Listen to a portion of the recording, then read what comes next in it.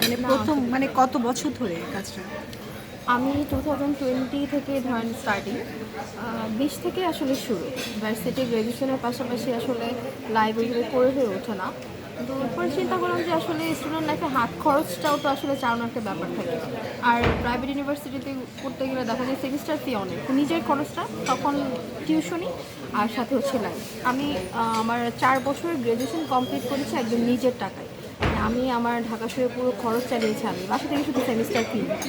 তো ওভাবে করতে করতে এখন লাইভ প্রেজেন্টিংটা আসলে আমার একটা মানে পেশা হয়ে গিয়েছে। বিভিন্ন শোরুম উদ্বোধনে যাই, শোরুমে লাইভ প্রেজেন্টিং করি, মেকআপ রিলেটেড ভিডিও করি। এগুলো নিয়ে আসলে আমার এখন কাজ, আমার আসলে এটা ভালো লাগে। হয় না যে মানুষ প্রফেশন নাই, আমার এটা প্রফেশন না, এটা হচ্ছে আমার হবি আসলে। Very good. একটা ডেমো দেখান না মানে।